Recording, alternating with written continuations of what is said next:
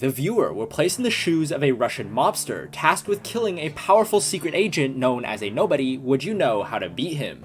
In this video, I'm going to be breaking down the 2021 movie Nobody and making sure the villain finally wins. Now before we start breaking things down, let's quickly go over a quick plot summary on everything you need to understand before we can figure out how the villain actually wins. Our movie begins following a middle-aged man named Hutch who lives a lifestyle no different from your dad, or I guess you if you are a dad. Unfortunately for Hutch, he's seen as a little bit of a loser, and he can't even sleep next to his wife without dividers put up, because apparently she is not very happy with how he's been treating her. However, this loser seems to have an especially good sense of hearing, because while awake he hears some commotion downstairs and grabs a golf club out of his nearby bag. But entering the hallway, he's immediately confronted by the two robbers, who hold him at gunpoint. Just seconds later, however, the son heroically charges downstairs and tackles one of the robbers, giving his dad a chance to swing and incapacitate one of the robbers. However, for some reason, Hutch refuses. This results in the robbers absolutely fisting his son and running off with all the money. To make things worse, the police absolutely flame the shit out of Hutch for not protecting his family. And to shove the stick even further up Hutch's hole, the neighbor tells the son that he could have legit been a better father. Later that night, after getting absolutely finger blasted at work, Hutch's wife kicks him out and forces him to sleep on the couch. This is where we find out Hutch also has a daughter, who seems to be the only person in the family that still likes him. The daughter confesses to Hutch that during the robbery, the robbers might have accidentally taken her kitty cat bracelet. So this triggers Hutch and he decides to go track down the robbers. It turns out that Hutch memorized a tattoo that one of the robbers had on their wrist, so he goes to a nearby tattoo store and questions everyone inside. However, they don't seem too convinced by his questioning and don't want to snitch out on their clients. However, one of the men sees the tattoo on Hutch's wrist, and it turns out this tattoo was only for like secret agents or military veterans. It's not really made clear here, but it definitely means that he's dangerous.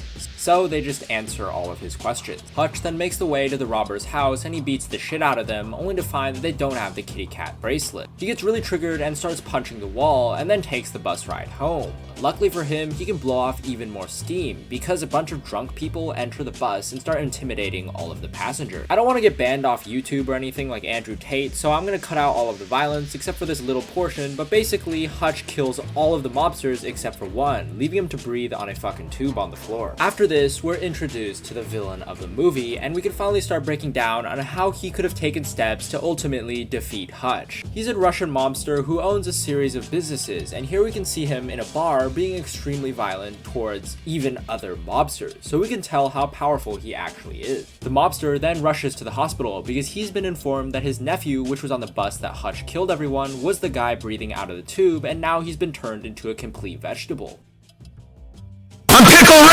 The mobster then hires a top-level hacker to hack the White House and get Hutch's information. However, after seeing what he's done, she decides to quit on the spot, and that's just how scary the nobody is. If I were the mobster and I found myself in this situation where I was facing someone that is a family man yet almost completely unkillable, I would probably just report him to the police. I know mobsters don't typically work with police, but if you reported him, all buses have security footage, meaning they record his attack and send him to prison.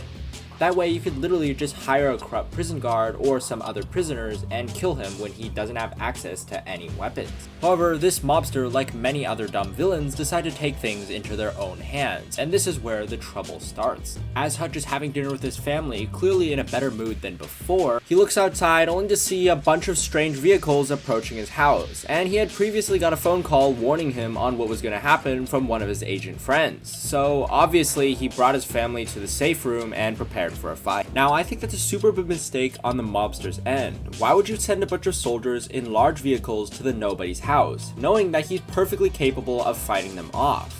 Instead, you should have used some bombs. Let me explain. Now, there are two methods I thought of that you could easily beat the nobody. The first way is just break into his house while he's asleep and then place a bomb underneath his car. Or even better yet, just immediately blow up his entire house. And I've always liked the saying that a man is strong until he meets a bullet or a bomb. Unfortunately, however, the mobster chose bullets, and bullets don't seem to work well when you don't fucking hit them. In this raid of the house, almost none of them are able to kill the nobody, until the very end where he's taken down by a taser. They drag him to the car while he's still conscious and put him in the trunk. This is just a recipe for disaster. They should have at least injected him with some sort of tranquilizing agent so that he's not wiggling around in the back, because in the movie, he's able to break out, spray everyone with a fire extinguisher, and then kill all the people by crashing the car. And he goes home to free his family from the basement, where they realize that their old man, who refused to even hit a burglar when he was turned around, now has just killed 8 soldiers in hand-to-hand combat without a gun.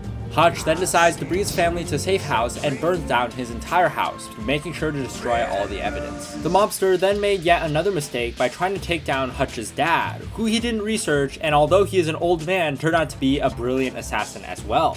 Once again, he only sends 2 men with pistols, and they're quickly defeated by Hutch's dad. An easy solution is we could see that all the assassins are able to get in hand-to-hand combat with both Hutch and Hutch's dad, meaning that the mobster should just hire a bunch of suicide bombers to run in and bomb the shit out of both of them. There is no way they're surviving that. Hutch decides to get back at the mobster by breaking into his money house, where all his accountants are counting and storing his cash. He's able to kill every single person and burn all the money.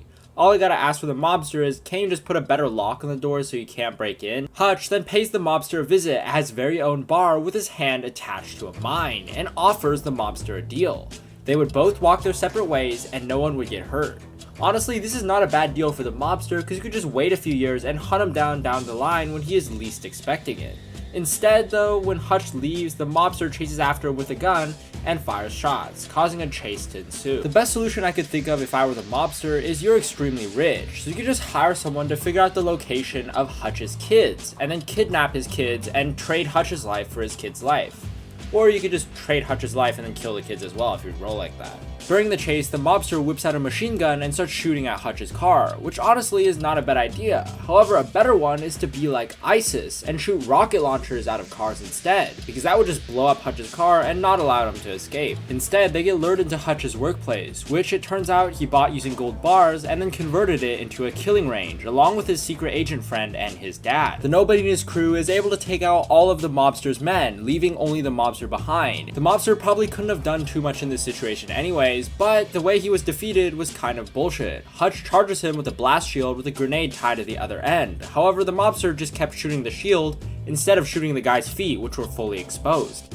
At the end of the movie, Hutch is brought to a police interrogation center where they try to get him to confess to his crimes, saying they have a mountain of evidence against him. But he basically said, "Fuck you, I'm really important," and they quickly receive a phone call that makes a smile on their faces go away. At the end, we could see that Hutch has also bought a new house for his family and makes sure that it has a secure basement, just in case something like this happens in the future. And we know it might, because Hutch receives a mysterious phone call threatening him for his life. And that's it. That's how the villain could have won this movie. I think it was one of the easiest ones to beat just because Hutch doesn't have any superpowers or anything like that, but the villain just was too cocky and did not play it safe at all. If you enjoyed this video, as usual, make sure to like, subscribe, and comment because I love hearing about all your cool comments. I'll try to respond to them all. And also recently I've been streaming on Twitch, so if you want to check that out as well, link is in the description. I'm on the move, can't stop me if you try. Coasting on now, baby.